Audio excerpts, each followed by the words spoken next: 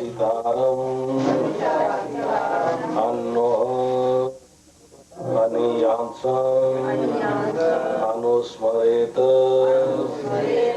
यः सर्वस्य धातारम् अचिन्त्य रूपम् आदित्यवर्णम् तमसः परस्तात्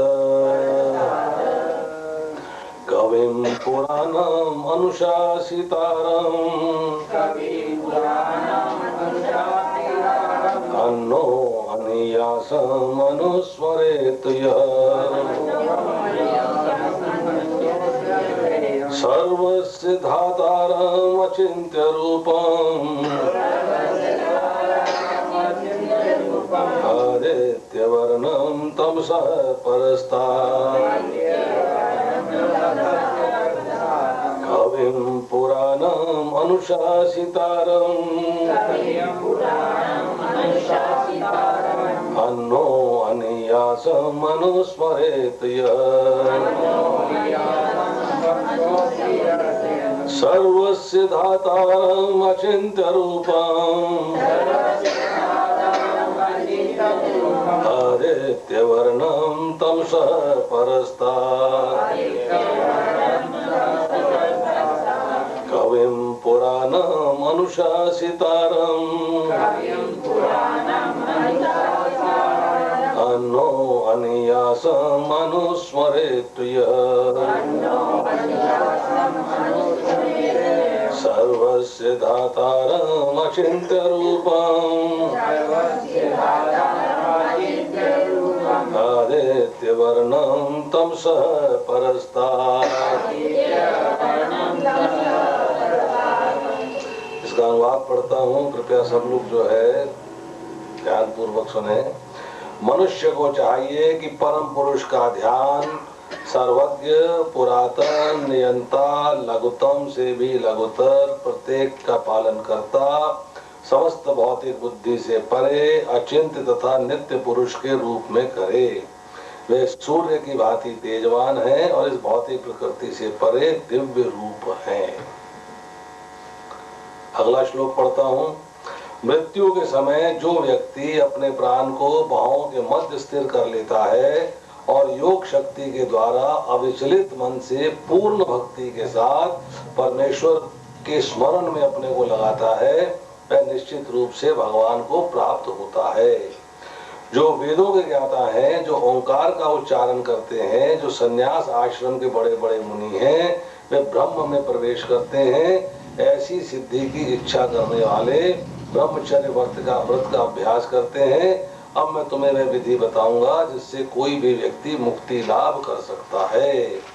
समस्त इंद्रिय क्रियाओं से व्यक्ति को योग की स्थिति योग धारणा कहा जाता है।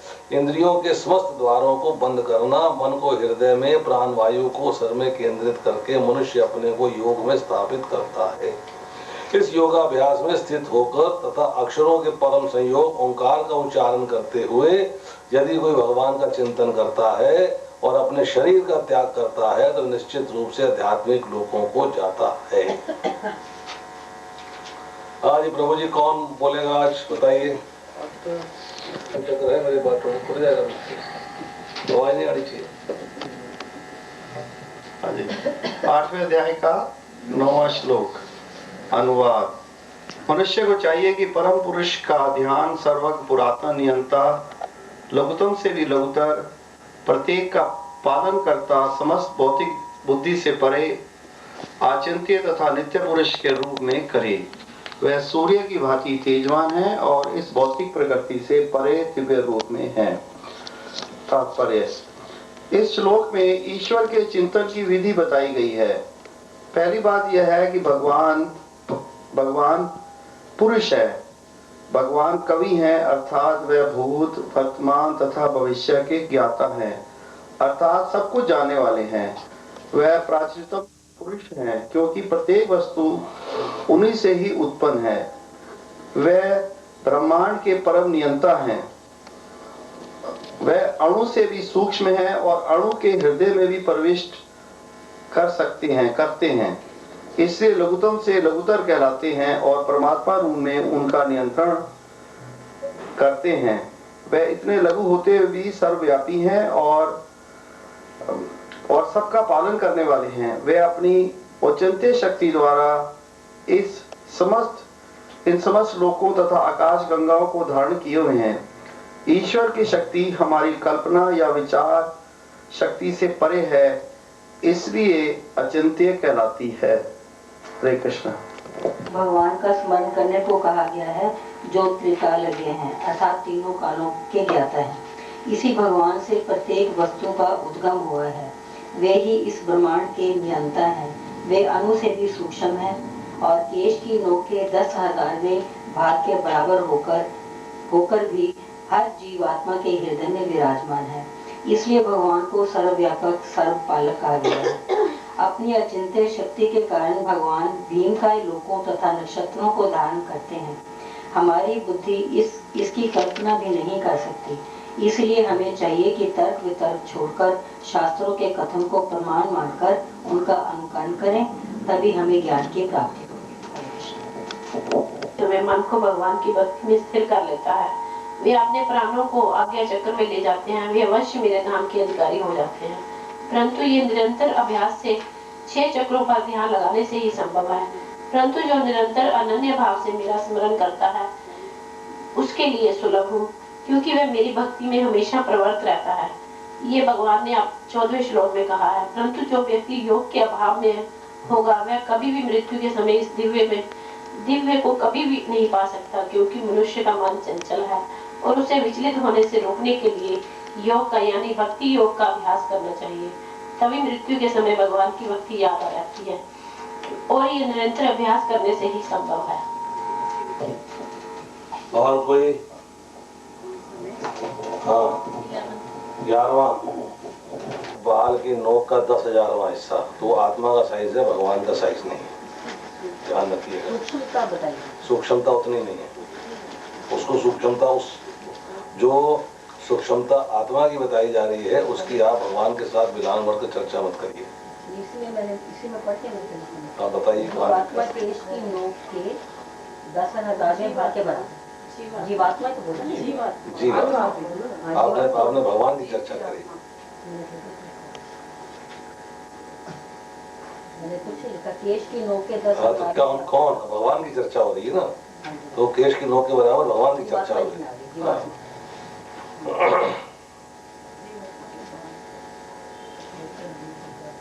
चलिए अब हम स्टार्ट करते हैं 9वें श्लोक से।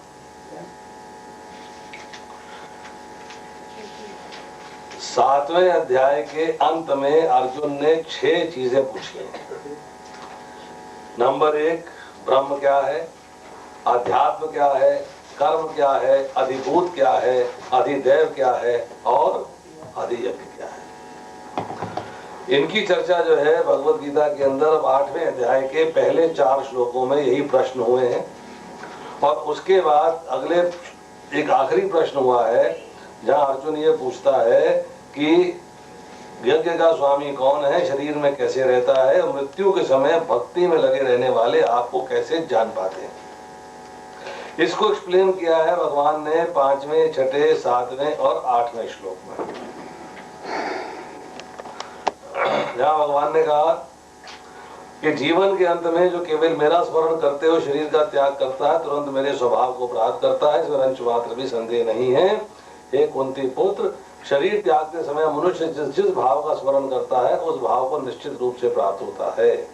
अतः हे अर्जुन, तुम्हें सदैव कृष्ण रूप में मेरा चिंतन करना चाहिए और साथ ही युद्ध करने के कर्तव्य को भी पूरा करना चाहिए। अपने कर्मों को मुझे समर्पित करके तथा अपने मन एवं बुद्धि को मुझ में स्थिर करके तुम निश्चित रूप से मुझे प्राप्त हो सकोगे। और कहते हैं हे पार्थ, जो व्यक्ति अपने मन को मेरा स्मरण करने में निरंतर लगाए रखकर अविचलित भाव से भगवान के रूप में मेरा ध्यान करता है वह मुझको अवश्य ही प्राप्त होता है।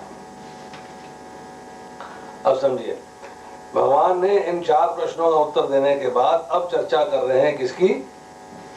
योग मिश्रित भक्ति की। और 14वें श्लोक से स्टार्ट होगी शुद्ध भक्ति। अब यहां उन्होंने कहा है अपने मन को मेरा स्मरण करने में निरंतर लगाए रखकर, मेरा स्मरण, और साथ में बोला है क्या कि भगवान के रूप में मेरा ध्यान करता है। अब भगवान यहां पर जो है उस रूप की चर्चा कर रहे हैं। क्या है? मनुष्य को चाहिए कि परम पुरुष का ध्यान, यहां पर 10 बातें, 10 जो है शब्द इस्तेमाल हुए हैं, 10 चीजें भगवान ने की हैं। 10 तरीके से आप जो है भगवान के ऊपर ध्यान लगा सकते हो। 10 तरीके से क्या बोला कि परम पुरुष का ध्यान अर्थात भगवान का ध्यान। नंबर 1 कि भगवान को सर्वज्ञ मानना। सर्वज्ञ का अर्थ क्या होता है? सर्वज्ञ,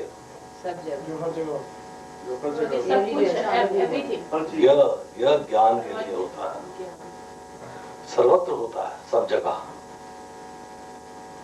सब जगह होता है, सर्वत्र। ठीक है, सर्वज्ञ का मतलब होता है सब ज्ञान है उनको, अंतर्यामी है, आपके हृदय तक की बात जानते हैं। या जो कविम शब्द इस्तेमाल हुआ है सर्वज्ञ के लिए, इसका मतलब ये है कि भगवान को प्रत्येक चीज का क्या है, भूत वर्तमान भविष्य तीनों के ज्ञाता है। और ये बात जो है भगवान पीछे जो है कह चुके हैं कि हे अर्जुन, भगवान होने के नाते में जो कुछ भूतकाल में घटित हो चुका है और जो वर्तमान में घटित हो रहा है और जो आगे होने वाला है सब कुछ जानता हूँ। 7वें अध्याय के 26वें श्लोक में चर्चा करी, मैं समस्त जीवों को भी जानता हूँ किंतु मुझे कोई नहीं जानता। सर्वज्ञ का अर्थ यह है कि भगवान को सबका ज्ञान है, वो अंतर्यामी है, आपके हृदय तक की बात जानते हैं। पुरातन, नंबर 2 क्या आया? पुरातन। पुरातन का मतलब ये है सबसे पुराने, अर्थात जब ब्रह्मा जी स्तुति करते हैं ईश्वर है परमा कृष्ण है सच्चिदानंद विग्रह है अनादि आदिर गोविंदम, मतलब जिनका ना आरंभ है ना अंत, जिनका आरंभ ही नहीं, पता ही नहीं कब हुआ, नोबडी नोस, इज एवर, शाश्वत है, सबसे पुराने, उन पुरातन भगवान के ऊपर ध्यान लगाना है, उनका स्मरण करना है। उसके बाद आते हैं नियंता। नियंता का अर्थ क्या है? अनुशासितारम, अनुशासन करने वाले, कंट्रोलर, आप पे शासन करने वाले, अनुशासन करने वाले, अर्थात जो आप पे कंट्रोल करते हैं, जो समस्त सृष्टि पर कंट्रोल करते हैं, उस नियंता की तरह उसके ऊपर ध्यान लगाना। लघुतम से भी लघुतर, ईशोपनिषद के 8वें श्लोक में चर्चा हुई है, सूक्ष्म से भी सूक्ष्म है, मतलब इतने सूक्ष्म है, यहाँ चर्चा हुई है कि वो अणु के भी हृदय में प्रविष्ट रहते हैं। अणु, एटम सबसे छोटा होता है, उसके भी हृदय में प्रविष्ट रहते हैं। एटम, एटम से छोटा जीवाणु होता है। अणु का मतलब होता है, अब कोई भी चीज लेते हैं उसका जो सबसे छोटा अंश है वो अणु कहलाता है, दैट इज इलेक्ट्रॉन, वो अणु का हिस्सा है। तो आंखों से भी नहीं देख सकते हो। ठीक है जी। प्रत्येक के पालन करता, मतलब समस्त जीवों के वो पालन करता है, सबको पालने वाले वही हैं, सबकी केयर लेने वाले वही हैं। हम लोग कहते हैं टेक केयर, भाई मैं क्या टेक केयर करने वाले तो वो हैं, मैं थोड़ा टेक केयर करने वाला। आजकल शब्द चला हुआ है ना, मिलेंगे ना एक दूसरे से, बिछड़ेंगे बोलेंगे अच्छा ओके प्रभु टेक केयर, मैं क्या टेक केयर कर सकता हूँ भाई, टेक केयर करने वाले तो भगवान है, तो पालन करता वो है। उसके बाद है समस्त भौतिक बुद्धि से परे, मतलब भगवान को आप, आपके पास जो ये भौतिक इंटेलिजेंस है, जो भौतिक बुद्धि है, इससे नहीं समझ सकते। अगर आप सोचें कि मैं भगवान को लैब के अंदर टेस्ट कर लूंगा, लेबोरेटरी में एक्सपेरिमेंट करके भगवान के बारे में जान लूंगा, मेरी इंटेलिजेंस, फिजिक्स पढ़ी मैंने केमिस्ट्री पढ़ी, मैंने बायोलॉजी पढ़ी, मैं भगवान को जो है इस भौतिक बुद्धि के द्वारा जान सकता हूं, तो आप उनको नहीं जान सकते। भगवान को जानने के लिए आपको आध्यात्मिक बुद्धि चाहिए, भौतिक बुद्धि से गाड़ी नहीं चलने वाली। उसके बाद है अचिंत्य। अचिंत्य, चिंत्य का मतलब होता है चिंतन, थॉट्स। आपके जहां तक आप चिंतन कर सकते हो, जहां तक सोच सकते हो, जितना विचार कर सकते हो, उस सोच से भी परे है, इसीलिए उनको अचिंत्य कहा गया। आपकी कल्पना शक्ति के से परे। इसके बाद शब्द आया है नित्य पुरुष। नित्य का मतलब क्या होता है? ऑलवेज, शाश्वत। हम ये सोचें कि भगवान डिसअपियर हो गए हैं। मैं उस दिन पढ़ रहा था, यहाँ पर एक टीवी में लेक्चर आ रहा था, एक माता जी लेक्चर दे रही थी। बोली है कि उड़ीसा के अंदर तूफान आ गया, बहुत पुरानी बात है, कोस्टल तूफान आ गया है, बहुत लोग मारे गए हैं, हमको उनकी सहायता करनी चाहिए। हम अपने हृदय में जिंदा परमात्मा के बारे में सोचें। मैंने हंसी आई, भैया परमात्मा मुर्दा भी हो सकता है क्या? मतलब जिंदा परमात्मा के बारे में सोचें, तो उनके कंसेप्ट क्लियर नहीं है। यहाँ क्या जा रहा है? नित्य पुरुष, अर्थात वो शाश्वत है, अविनाशी है। भगवान अविनाशी है, इसीलिए जीव उनका अंश है, जीव भी अविनाशी है, दोनों अविनाशी है। निर्विकार है, दोनों में विकार नहीं आता। निर्विकार का मतलब है दोनों में विकार नहीं आता। तो नित्य पुरुष के रूप में करें, मतलब ये सारे जो है ध्यान देके फिर आप जो है भगवान के बारे में स्मरण करें, भगवान का स्मरण करें, भगवान के ऊपर ध्यान लगाएं। अब यहाँ भगवान की क्वालिटी बताई जा रही है। क्या क्वालिटी बताई जा रही है? कि वे सूर्य की भांति तेजवान है। वह सूर्य की भांति तेजवान है। यहाँ चर्चा कर रहे हैं कि भगवान के अंदर से जो, उनके अंगों से जो रोशनी निकलती है वो कितनी है? जितनी की सूर्य की, उससे भी ज्यादा। कितनी ज्यादा? भगवान कहते हैं मैं जल का स्वाद हूं, सूर्य चंद्रमा का प्रकाश हूं। पर कितना प्रकाश? तो जब विराट रूप दिखाया है तो 11वें अध्याय के अंदर 12वें श्लोक में भगवान से अर्जुन कह रहा है कि यदि आकाश में हजारों सूर्य एक साथ उदय हों तब भी आपके शरीर से निकलने वाले तेज की समता नहीं कर सकते। हजारों सूर्य, आपके अंगों से जो तेज निकल रहा है, आपके अंगों से जो कांति निकल रही है वो इतनी ज्यादा है कि हजारों सूर्य अगर आकाश में उदय हो जाए तब भी उसका मुकाबला नहीं कर सकते। और फिर कह रहे हैं वे भौतिक प्रकृति से परे, अर्थात जो लोग भगवान को निराकार मानते हैं, जो लोग मायावादी हैं, वो क्या कहते हैं कि भगवान का शरीर भी इसी भौतिक प्रकृति का बना है जिसका हमारा बना हुआ। भगवान का शरीर भी इन्हीं पृथ्वी, जल, अग्नि, वायु, आकाश, मन, बुद्धि, अहंकार का बना हुआ है जैसे कि हमारा बना हुआ है।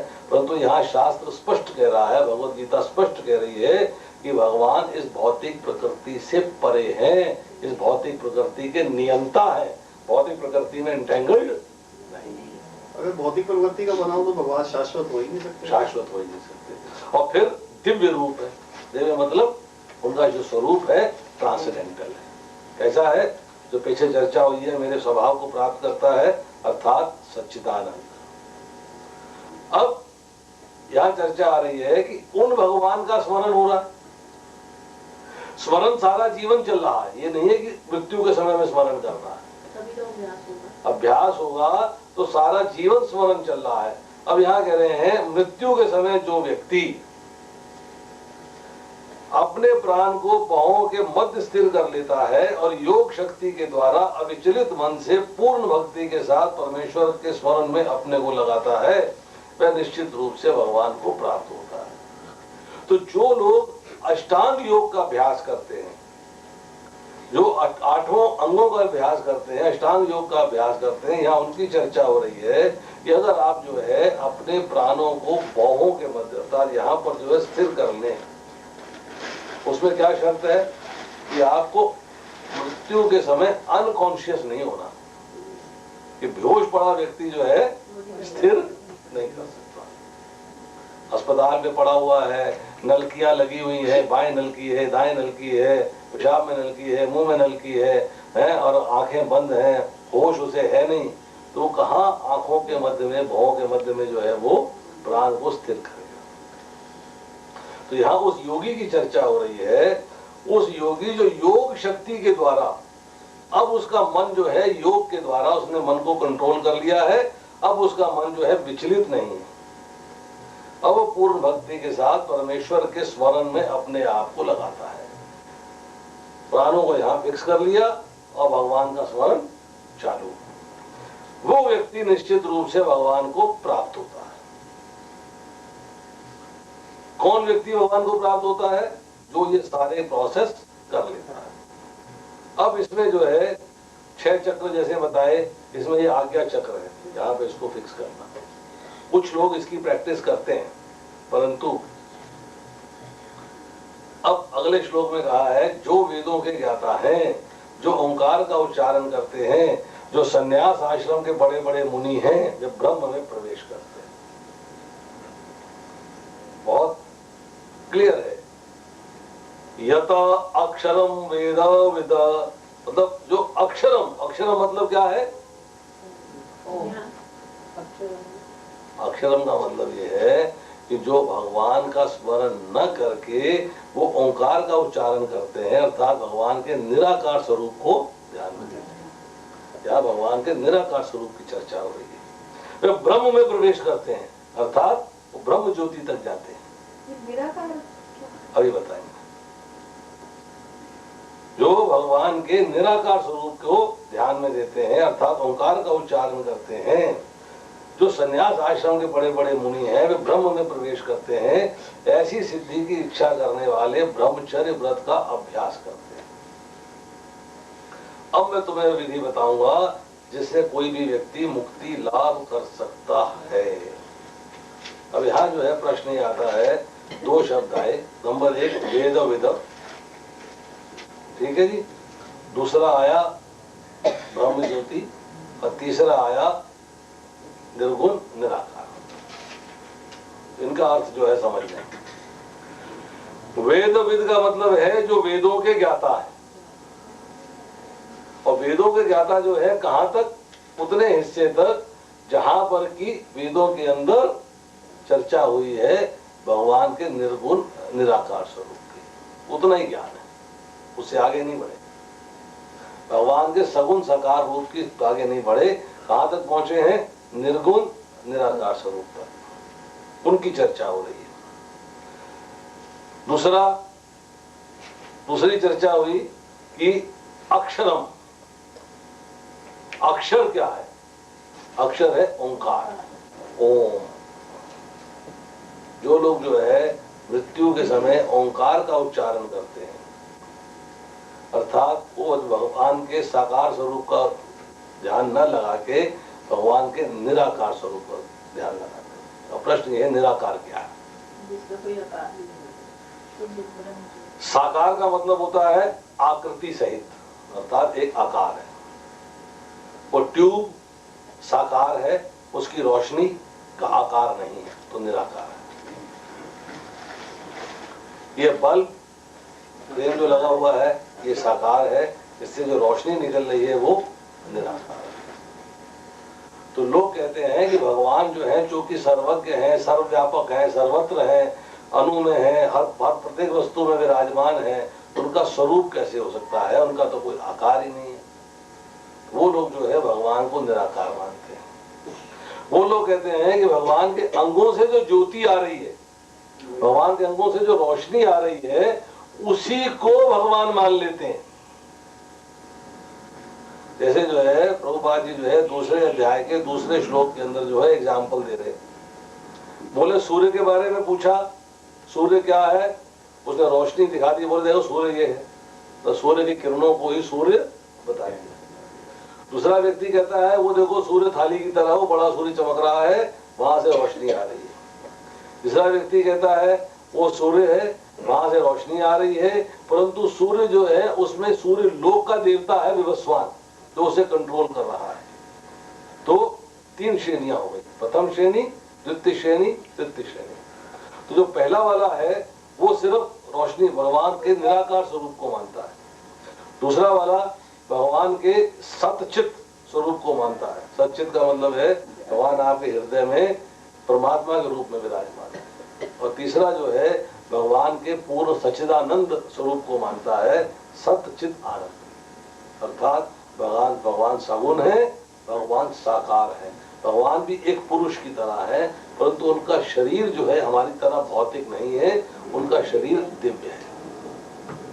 उसमें हमारे जैसे शिराएं नहीं है। जब आप जो है ईशोपनिषद पढ़ेंगे उसमें श्लोक मिलेगा कि भगवान के अंदर जो है हमारी तरह ये जो नसें शिराएं नहीं है, भगवान का शरीर दिव्य है। तो यहाँ चर्चा हो रही है जब ओम कहते हैं तो उनका मतलब निराकार होता है। हरि ओम कहेंगे तो भी निराकार है, शब्द से पुकार रहे हो। साकार का मतलब है भगवान के साकार द्विभुज स्वरूप, दो भुजाएं बांसुरी पकड़े हुए, उनका जब स्मरण करते हो तो वो साकार स्वरूप। ओम हरि ओम से मतलब निराकार। निराकार। इसके बाद कहते हैं कि अब मैं तुम्हें विधि बताऊंगा जिससे कोई भी व्यक्ति मुक्ति लाभ कर सकता है। ठीक है जी। अब क्या विधि बताई? सर्व द्वारा निसंयम्य मनोहृदय निरुद्ध चय मूर्धनि आधाय आत्मनः प्राणम आश्रित योग धारणाम। समस्त इंद्रिय क्रियाओं से विरक्ति को योग की स्थिति योग धारणा कहा जाता है। और इंद्रियों के समस्त द्वारों को बंद करना और मन को हृदय में प्राण वायु को सिर में केंद्रित करके मनुष्य अपने को योग में स्थापित करता है। अब समझिएगा यहाँ पर जिस योग की चर्चा हो रही है, समस्त इंद्रिय क्रियाओं से विरक्ति, इसका अर्थ क्या है? समस्त इंद्रिय क्रियाओं से विरक्ति। इंद्रियों से जितने कार्य हो रहे हैं उन सब से आपने विरक्ति ले ली, दूर कर दिया। इसका क्या अर्थ है?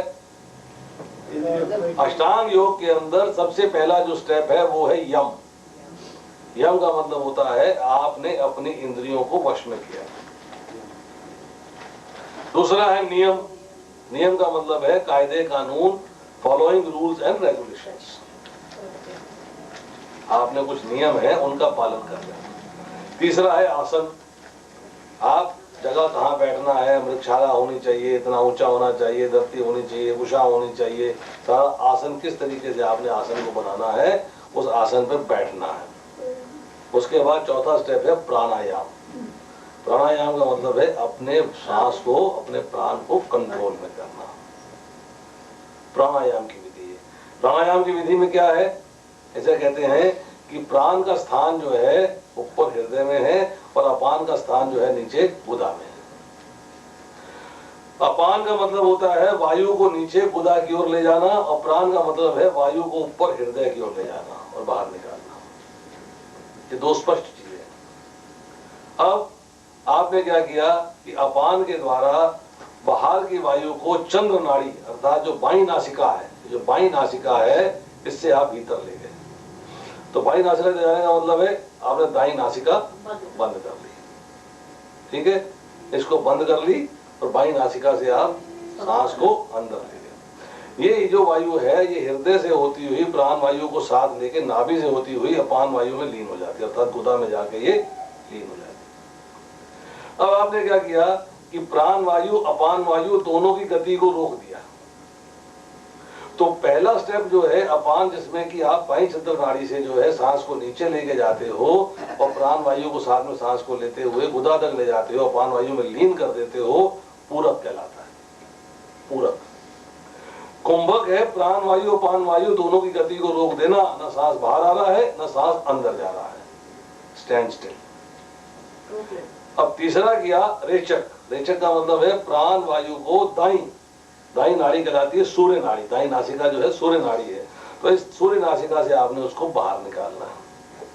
इसके साथ क्या है, प्राण वायु बाहर आती है, साथ ही अपान वायु भी बाहर आती है।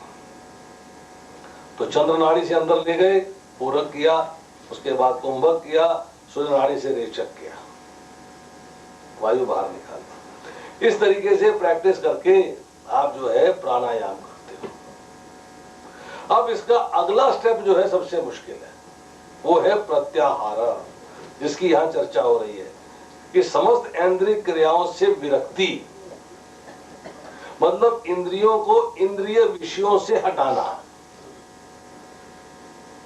आंख खुली है तो कुछ ना कुछ तो देखेगी, परंतु जो देख रही है वो भौतिक इंद्र तृप्ति की वस्तु है, उसको वहां से हटा के अपनी आंख को ठाकुर जी के दर्शन में लगाना, उन्हीं का स्मरण करना, उन्हीं के बारे में ध्यान करना, उन्हीं की छवि आपके आगे रहे, उस स्थिति में अपने आप को लेके आना। कान है, दसियों बातें सुनेंगी, खुले हैं, बातें हो रही है, सुनाई देंगी, परंतु आपने अपने कानों को ट्रेन कर देना है कि सिर्फ कृष्ण कथा ही सुने और किसी में ध्यान जाए ही नहीं। और कुछ चीज सुनाई भी दे जाती है तो वो इग्नोर हो जाए, उसके बारे कान में जो है कोई चीज हमारे गई नहीं, सुनाई दे। वो ट्रेनिंग करनी, उस स्थिति में आना, उस पोजीशन में पहुंचना, वो कहलाता है प्रत्याहार। जब प्रत्याहार कर लेते हो उसके बाद आती है धारणा। धारणा का मतलब है कंसंट्रेशन। तो यहां कहा जा रहा है योग की स्थिति योग धारणा कहा जाता है। ये कब होता है? जब आप योग के द्वारा बल पैदा करते हो। तो पीछे यहाँ पर शब्द हुआ इस्तेमाल, योग बलेन। 10वें अध्याय में 10वें श्लोक में शब्द इस्तेमाल हुआ है योग बलेन, अर्थात योग बल, अर्थात आपने योग किया और योग के द्वारा अपने आप में बल पैदा किया, योग का बल पैदा किया, ताकि आप अपने मन को वश में कर सके और सारा प्रोसेस कर सके। ध्यान धारणा एक ही है? नहीं, धारणा अलग है। धारणा का मतलब है कंसंट्रेशन, और ध्यान भी ध्यान है मेडिटेशन। अब आप भगवान पे ध्यान लगा रहे हो, पहले कंसंट्रेट कर रहे हो, मेरा बाएं दाएं कहीं मन ना जाए, मन भगवान में जाए, ये कंसंट्रेशन करनी है। मेडिटेशन का मतलब है भगवान में मन अब लग गया, अब मेडिटेट हो रहा है, सेकंड प्रोसेस। हाँ, नेक्स्ट प्रोसेस है। और उसके बाद है ट्रांस समाधि। अब आप कहीं और कुछ आपको बात समझ में आ ही नहीं रही। दैट इज द फाइनल, कि आपका मन जो है भगवान में फिक्स हो गया, फिट हो गया वहां। अब यहाँ पर चर्चा हो रही है कि योग धारणा कहा जाता है इंद्रियों के समस्त द्वारों को बंद करना।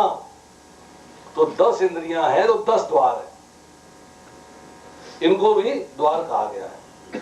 पीछे चर्चा हुई थी 5वें अध्याय में 9 द्वार, मतलब 2 आंखें, 2 कान, 2 नासिकाएं, 1 मुख, 1 पेशाब करने की जगह और 1 पखाना जाने की जगह, ये 9 द्वार है। परंतु यहाँ पे चर्चा हो रही है इंद्रियों के द्वारों की, अर्थात 10 की 10 इंद्रियां हैं, उनको भी इंद्र तृप्ति के द्वार कहा गया है, उनके रास्ते आप इंद्र तृप्ति करते हो। यहाँ चर्चा हो रही है इंद्रियों के समस्त द्वारों को बंद करना और मन को हृदय में। हृदय कहाँ है? नाभि से लेके कंठ तक का जो पोर्शन है सारा ही हृदय कहलाता है, टेक्निकली शास्त्र की भाषा में। चेस्ट जिसको, हाँ, डॉक्टरी भाषा में दिल है, परंतु ओवरऑल भाषा में जो है ये कंठ से लेके नाभि तक का जो एरिया है सारा एरिया जो हृदय एरिया कहलाता है। जिसे हम कहते हैं छाती, कोई कहते हैं कमर, कोई कहता है पेट, कोई कहते हैं टांगे। अब टांगों में यहाँ से लेके यहाँ तक सारी आती। साइंटिफिकली बोलेंगे तो ये थाइस है, नीचे लेग्स है, उसके नीचे फीट है, परंतु ओवरऑल टांगे का मतलब है नीचे से पूरा हिस्सा। बाजू मतलब यहाँ से लेके यहाँ तक। इसी तरह हृदय का मतलब ये है कि नाभि से लेके और कंठ तक का पूरा पोर्शन। अब अपना जो मन है उसको आपने इसके अंदर समेट लेना, भागे नहीं, फुदके नहीं, उछले नहीं, बाएं दाएं नहीं जाए, कंसंट्रेट करे बिल्कुल किस पे? भगवान।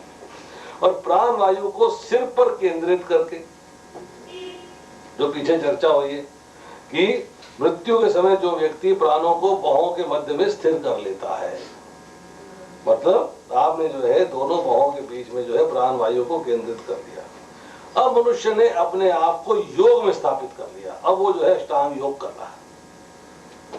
अब कह रहे हैं उसका क्या होता है? इस योगाभ्यास में स्थित होकर एक तो योगाभ्यास किया और परम अक्षर का उच्चारण कर रहा है, अक्षरों के परम संयोग ओंकार का उच्चारण करते हुए, ये करते हुए अगर भगवान का चिंतन करता, मतलब स्टेप बाय स्टेप, ये नहीं है कि ओंकार का चर्चा हुई तो आगे भूल गए, ये करते हुए कोई माम माम मतलब फिर जो शब्द हमने पिछली बार चर्चा करी थी, मेरा समग्र रूप।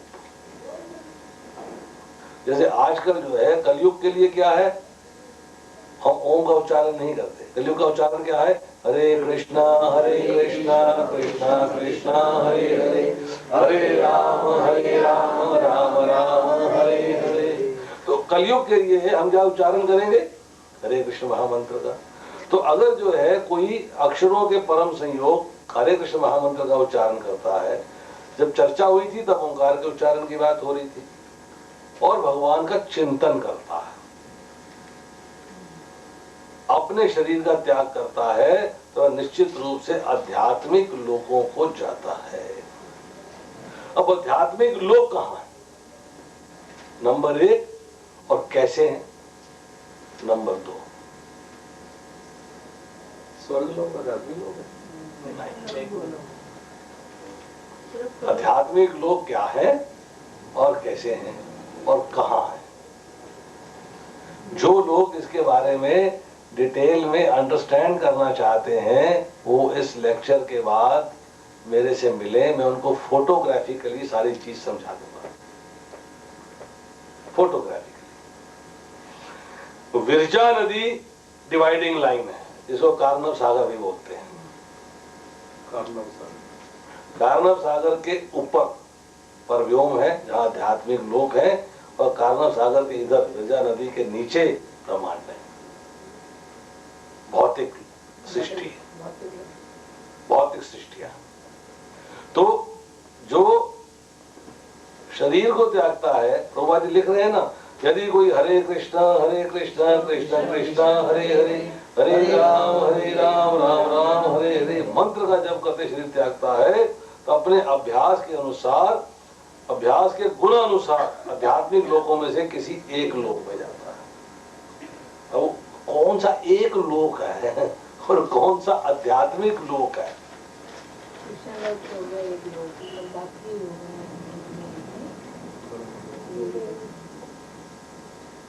आध्यात्मिक लोकों में से एक लोक में, बहुत सारे हैं। हाँ जी, चर्चा हो रही है आध्यात्मिक लोक की। ये कृष्ण के भक्त जो हैं वो गोलोक वृंदावन जाते हैं, परंतु जो सगुणवादी हैं, अर्थात जो परमात्मा रूप में ध्यान करते हैं, कृष्ण के रूप में ध्यान न करके भगवान का परमात्मा रूप में ध्यान करते हैं, जिनकी यहाँ चर्चा हो रही है, वो आध्यात्मिक आकाश में अनेक लोक हैं, उनमें से किसी एक में जाते हैं। किसी एक, कौन सा एक है वो, ब्रह्म लोक तो ब्रह्मा जी का है, मतलब भौतिक सृष्टि में है, वही भौतिक में है। कौन सा समझिए।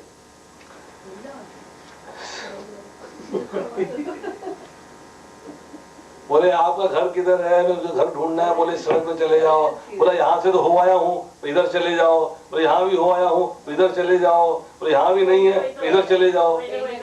तुक्के मत मारो। जो परमात्मा आपने पढ़ा नहीं माता जी, बोला कृष्ण भक्त गोलोक वृंदावन को जाते हैं। उसके नीचे एक धाम आता है, उसके नीचे है सगुन, लिखा है यहाँ पे। सगुनवादियों के लिए आध्यात्मिक आकाश में अन्य अनेक लोक हैं, जिन्हें वैकुंठ कहते हैं। वैकुंठ का मतलब है जहाँ कुंठा नहीं है।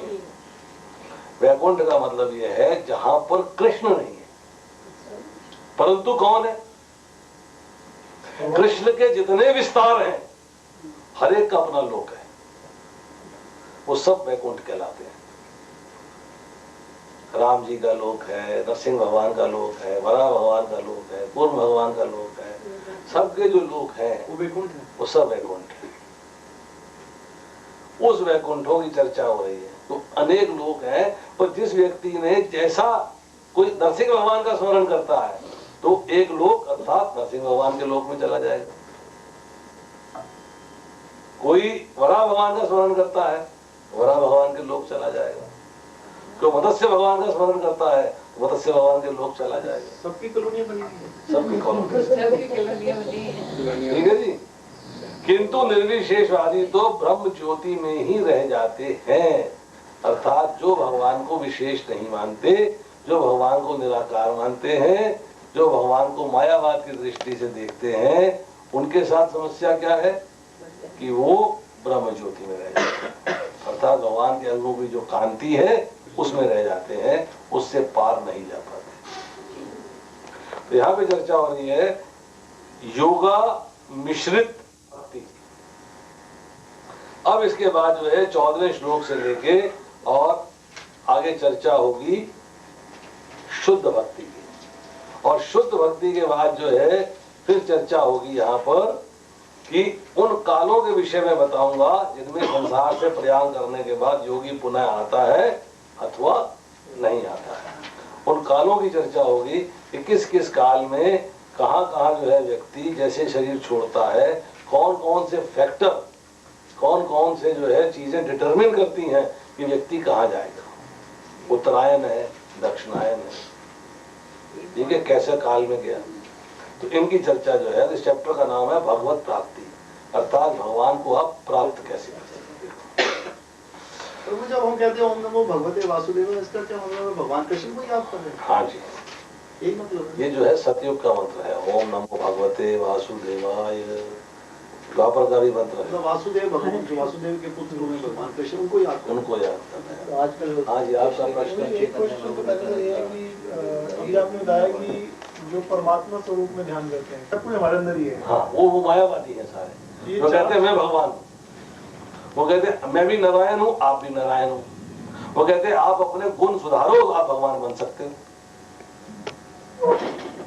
मायावादी क्या कहता है? मायावादी की फिलॉसफी क्या है? कहता है कि मेरे हृदय में भगवान है, मान लिया मैंने, अगर मैं मजे करूंगा तो भगवान को मजे आएंगे, मैं खुश तो भगवान खुश, मैंने दारू पी मुझे मस्ती हो गई, भगवान को भी मस्ती हो गई। मतलब वो मायावादी फिलॉसफी है। वो लोग जो है वो बिल्कुल उससे ही कबाड़े हैं। अच्छा, एक मायावादी हो गए, फिर ब्रह्म वाले हो गए, उसके बाद निराकारवादी, जो कि भगवान को ब्रह्म ज्योति के रूप में मानते हैं, रोशनी के पुंज के रूप में मानते हैं, ठीक है। वो कहते हैं भगवान का कोई आकार नहीं। उससे ऊपर है जो भगवान को परमात्मा स्वरूप में चिंतन करते हैं, उससे ऊपर है जो भगवान को सगुण साकार कृष्ण रूप में चिंतन करते हैं। और ब्रह्मवादी कौन से लोग, जो ब्रह्म को, भगवान को ब्रह्म ज्योति जो मानते हैं, जो भगवान को जो है रोशनी का पुंज मानते हैं, निराकारवादी मानते हैं। तो निराकार कौन है? यही मैं कंफ्यूज, निराकार अलग है। निराकार ब्रह्म ज्योति एक ही चीज है। एक ही। वो कहते हैं भगवान का आकार नहीं है, भगवान रोशनी का पुंज है। कुछ भगवान को रोशनी का पुंज भी नहीं मानते, कहते आकार ही नहीं है, सिंपल आकार। तो ये मान लिया ब्रह्मवादी एक ही बात है। हाँ, तो यहाँ पर जो है चर्चा है, आपकी बात से स्पष्ट हो रहा है कि हमें जो वैकुंठ लोक की बात है, वो जो भगवान को परमात्मा रूप में चिंतन करते हैं वो वैकुंठ लोक जाते हैं, वो ब्रह्म ज्योति से ऊपर जाएंगे। और जो भगवान का कृष्ण रूप में चिंतन करते हैं, गोप बालक दो भुजा वाले रूप के अंदर, वो गोलोक वृंदावन जाए, जो कृष्ण भक्ति में संलग्न रहते हैं। एक जरूरत है कि जैसे मैंने उस दिन महाराज से पूछा था क्वेश्चन कि देवी देवताओं की एक व्यक्ति पूजा कर रहा है साकार रूप में, देवी देवताओं की, और एक ये निराकारवादी या फिर मान लो परमात्मा एक तरह की, तो उनमें से महाराज जी का बेटर वही है देवी देवताओं की एटलीस्ट साकार रूप में पूजा कर रहे हैं। उनसे बेटर है निराकार। ऐसा कैसे? वो तो उनसे ऊपर कर रही है। हमसे कौन? जो ब्रह्म एटलीस्ट वो भौतिक जगह से तो बाहर हो रही है। ऐसा है कि जो ब्रह्म ज्योति तक गया है वो भी लौटकर संसार में आएगा, उसके बाद आगे बढ़ेगा। अब भगवान जो है 7वें अध्याय के अंदर कहते हैं स्पष्ट, देखिए, बुद्धिहीन मनुष्य मुझको ठीक से न जानने के कारण सोचते हैं कि मैं पहले निराकार था, अब मैंने इस व्यक्तित्व को धारण किया है। अपने अल्प ज्ञान के कारण वे मेरी अविनाशी तथा सर्वोच्च प्रकृति को नहीं जान पाते। बुद्धिहीन। अब आप मुझे एक बात बताओ, एक व्यक्ति के पास बुद्धि नहीं है वो अच्छा है, या एक व्यक्ति जिसमें कम बुद्धि है वो अच्छा है? कम बुद्धि वाला अच्छा है। तो यहाँ कहते हैं इसके अंदर अंतवत्तु बलम तेषाम तत्भवती अल्पमेधसाम। अल्पमेधसाम अर्थात जिनकी बुद्धि कम है, तो अल्प बुद्धि वाले व्यक्ति देवताओं की पूजा करते हैं। तो महाराज ने जो बात कही है बिल्कुल एब्सोल्युटली भगवत गीता के अनुसार कही है, हमारी समझ में फर्क है, ठीक है नहीं? अल्प बुद्धि बुद्धिहीन से बेटर है। कुछ तो है ना उसके अंदर बुद्धि। Something is better than nothing. अल्प बुद्धि जो है वो बुद्धिहीन से बेटर है, क्योंकि आज वो अल्प बुद्धि में है, आने वाले कल के अंदर वो बुद्धि चार्ज बढ़ेगा और कर्म कांड से देवताओं की भक्ति से उठ के कृष्ण भक्ति में आ जाएगा। परंतु जो निराकार है उसको साकार भक्ति में लाना बड़ा कठिन काम है। अब आर्य समाजी को जो है कृष्ण भक्ति नहीं सिखा सकते, वो बिरला ही बदलता। प्रभु जी जो विकुंठ में जाते हैं वो भी वापस आते हैं? नहीं, वो नहीं आते। एकदम राम वाले जो राम की पूजा करते हैं वो विकुंठ, वो एक ही साकेत में गए, वो सीधा साकेत धाम। और विकुंठ और उसमें गोलकधाम में क्या फर्क? वो मैं अभी आपको वहाँ पे चार्ट में दिखाऊंगा। मतलब वो फिर जो गोलकधाम ज्यादा हायर हुआ ना? गोलोक धाम तो ओरिजिनल बड़ा है ना, सबसे ऊंचा है। गोलोक धाम सबसे ऊंचा है। आप प्रेसिडेंट हाउस है, एक स्टेट में गवर्नर हाउस है। गवर्नर हाउस की फैसिलिटी प्रेसिडेंट हाउस से कम नहीं है, फिर प्रेसिडेंट हाउस तो प्रेसिडेंट हाउस ही है। समझे नहीं आप? गवर्नर प्रेसिडेंट के अंडर ही होता है उसके अंदर। इसी प्रकार वैकुंठ वाले जो है विस्तार है, इंडिपेंडेंट है, अंडर कोई नहीं है, परंतु उनकी जो वहाँ पे जीव के लिए फैसिलिटीज है, जीव के लिए आनंद है, वो थोड़ा सा 19-20 का अंतर है। 19-20 का वो नहीं कहना मुश्किल है। किसके जितना चेयरमैन और एमडी में फर्क है वो कहना मुश्किल है। किसके कौन से धाम में क्या है? वैकुंठ में और कृष्ण लोक में, वो लोग वृंदावन। एक चीज हो, जैसे अभी वो नौवा जो श्लोक था, इसमें भगवान बताते हैं कि मनुष्य को चाहिए कि वो परम पुरुष का ध्यान इस तरह से करे। उसके बाद भगवान योग के बारे में बताना शुरू हुआ, तो इन दोनों कनेक्शन समझ में नहीं आया। ऐसा है, कनेक्शन ये है कि भगवान ने पहले उसको बताया है कि मन को मेरा स्मरण करने में निरंतर लगाए रखना। ठीक है, 8वां श्लोक पढ़ो। और स्मरण किस रूप में करना है वो बता दिया, और रूप बताने के बाद फिर भगवान आ गए कि आप अब जो है अपने आप को मृत्यु के समय मेरे को कैसे स्मरण कर सकते हो। स्मरण किस रूप में करना है? आपने एक अपने एम्प्लॉय को बोला, देख भाई ऐसा है, तेरे को ये राशन लेके आना है। पहले लिस्ट बता दी, फिर बता दिया यहाँ से जो है साइकिल उठा, सीधा जाइयो, राइट टर्न लियो, लेफ्ट टर्न लियो, राइट टर्न लियो, फिर प्राइस शॉप मिलेगी, वहां से लियो और वापस आ जाइए। तो पहले बताया है कि स्वरूप में स्मरण करना, और फिर बताया प्रोसेस क्या है। प्रोसेस क्या है? वो योगा मिश्रित भक्ति है, ये आपको प्रोसेस बता दिया। अब जो 14वां श्लोक है वो गजब है। वहां कहते हैं जो अनन्य भाव से मेरा स्मरण करता है उसके लिए मैं सुलभ हूं। कि ये सुलभ क्या है? मतलब मैं इजीली अवेलेबल हूं, अर्थात मेरे पास तुरंत आ सकता हूं। अनन्य भाव में not other than Krishna, not other than Krishna. उन्होंने यहां बता दिया कि जो अनन्य भाव से निरंतर मेरा स्मरण करता है, क्योंकि वह मेरी भक्ति में प्रवृत्त रहता है। मेरी भक्ति प्रवृत्त रहता है। भक्ति किसकी होगी? सगुण साकार की। मैं आपका भगत हूं और आपका कोई आकार ही नहीं है, तो किसका भक्ति करूंगा भाई? मैं आपके लिए मैं सेवा नहीं कर सकता, टांगे नहीं दबा सकता, आपको खिला नहीं सकता, है? भक्ति करता हूँ आपकी, और आपकी वहां भाई कुछ नहीं। जिसका आकार ही नहीं उसकी भक्ति क्या होगी? जब आपका आकार है तभी तो आपकी सेवा करूंगा।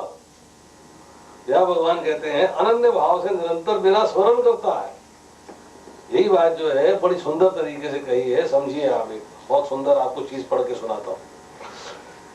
वराह पुराण के अंदर श्लोक है, स्थिरे मनसी सुस्वस्थे शरीरे सती यो नरः धातु साम्ये स्थिते स्मर्ता विश्वरूपम च मामहम् ततस्तम प्रियमानं तु काष्ठपाषाण सन्निधम् अहम स्मरामि मद्भक्तं नयामि परमां गतिम्। परमां गतिम्। वराह भगवान भगवती वसुंधरा जो है वराह भगवान से प्रश्न करती है कि जीवन के अंतिम समय के अंदर जब व्यक्ति जो है लकड़ी और पत्थर, काष्ठ और पाषाण की तरह निश्चल हो जाता है, निश्चेष्ट हो जाता है, तब आपका स्मरण कैसे करेगा? ये चर्चा हो रही है। तब आपका स्मरण कैसे करेगा? स्मरण नहीं करेगा तो आपके स्वभाव को कैसे प्राप्त होगा? अब बताएं, तब आपके स्वभाव को कैसे प्राप्त होगा? तो भगवान यहाँ कहते हैं उनके पूछने पर कि जो भक्त स्वस्थ अवस्था में, जो कहा जा रहा है ठीक है नहीं कि आप निरंतर मेरा स्मरण करें। निरंतर, निरंतर का मतलब ये है कि आपसे कहा जा रहा है कि तस्मात् सर्वेषु कालेषु, हर काल में, हर समय मेरा स्मरण करना।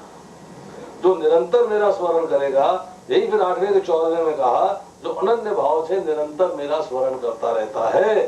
फिर यहाँ पे चर्चा करी कि उसे मरते समय जब चेतना नहीं रहती, वह सूखे काष्ठ और पाषाण की भांति पड़ा रहकर मेरा चिंतन करने में, मेरा स्मरण करने में असमर्थ हो जाता है, तो मैं उसका स्मरण करता हूँ।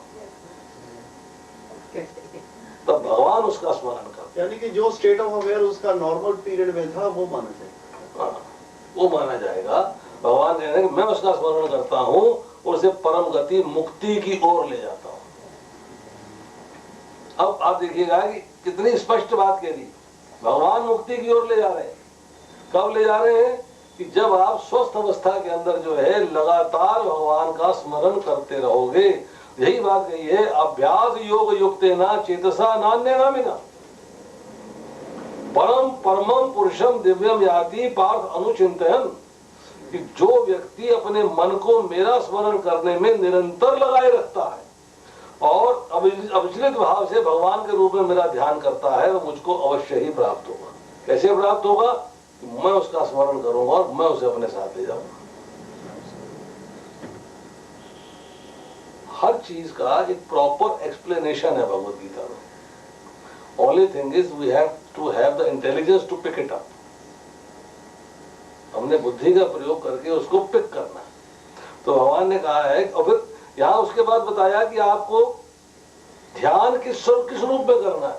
तो 10 बातें बताई, सर्वज्ञ, पुरातन, नियंता, लघुतम से लघुतर, पालन करता, भौतिक बुद्धि से परे, अचिंत्य, नित्य रूप। ये सारी बातें बताई कि किस तरीके से आप मेरा चिंतन करोगे। सूर्य की भांति तेजवान, भौतिक प्रकृति से परे। नित्य रूप का मतलब क्या हुआ? मतलब बताया तो था, नित्य पुरुष अविनाशी है। भगवान जो है भौतिक प्रकृति के नहीं बने हुए, भगवान का स्वरूप दिव्य है। तो उनका चिंतन जब करेंगे तब हमको जो है भगवान की प्राप्ति होगी। प्रभु जी, जो ये भगवान शिव के बड़े भगत हैं तो वो कहा जाते हैं शिव लोग, वो शिव लोग से वापस आते हैं? बिल्कुल आते हैं। वो भी मतलब वापस ही आएंगे। वो आपको मैं अभी चार्ट दिखाता हूँ, चार्ट में बात समझ में आ जाएगी। हरे कृष्णा।